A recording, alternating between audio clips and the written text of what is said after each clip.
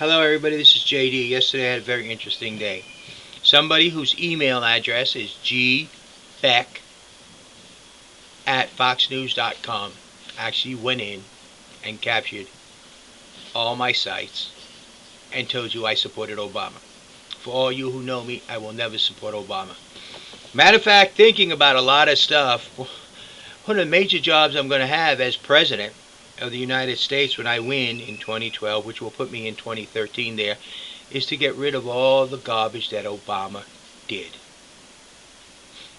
Apparently, Obama must have accountants and everybody who does his financing. He has no idea how to pay off or maintain a household, never mind the country. Why do I say that? Look at what he's done. Well, it also creates another problem. Obama is from the generation that my children are. I'm from the generation before. And the generation after Obama is scared. And I don't blame you for being scared. But understand this. I do not believe in passing on my debt to my younger generation. That's what this video is all about. As president, somehow, some way, I will fix the debt that this administration has created. The hypocrisy, the garbage, the falsehood, and the amount of money run up only to look good. I do not believe in passing on my debt to my children. And as president, I do not believe in passing on the destructive debt that this present administration and several before him and several before that have created. It will have to be eliminated within 8 years. Impossible, a lot of people say. Very impossible. And you know what I say to that? The difference between impossible and possible? By now you know it. Possible is everything that's been done. Impossible has not been done yet. So we're going to have to do it. I could give you a million trillion reasons why we can't do it. And I can only give you one. Why we must. It must be done. My administration will have to streamline the United States government, have to increase the authority and the governing power of the state, have to remove us from being the world dictator, telling the world how to live, have to back off and concentrate on ensuring that generations that follow do not have the crippling crutches that has been bestowed upon us. And I will do it. There is no other choice. Many times when I came up to a task, when I was in the military, and I went to my seniors, I said, we need to do this. They say, it can't be done. And I say, no, it has to be done. But, I say, no, sir. No buts, because there's 100 million reasons why it can't be done. There's only one. We need to do. And somehow, they turn around and say, how did you do it? It couldn't be done. I say, nothing can't be done. You just got to want to do it and know how to do it. I will have manufacturing come back into this country, but I will never force a manufacturer. I will stop paying for it to go out of the country. I will regulate insurance companies without forcing them to be regulated, like this insurance regulation bill that Obama has. It's not needed. And at the same time, I will provide medical for those who don't have insurance, that are younger than 65, because everybody 65 and older in this country has medical insurance. And I believe in most states, every child under the age of 18 has insurance. But I will provide medical, and at the same time, regulate insurance companies without telling them what to do. You make entities do what's right because they want to. But more important than anything else, I will not pass on to the future generations the crippling effect of this country. I will not give them a nation in decline, but a nation of strength. You can look at it this way. I was once a physically fit man. Let myself go and got fat. Got overweight. Really bad.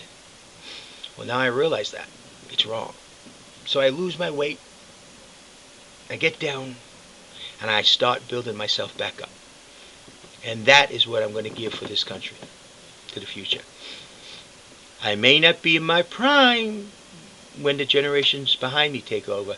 But we're going to give them something strong enough to build upon. Not a nation in decline, but a nation in growth. Not a nation in debt so bad it can't even afford to buy the air it breathes,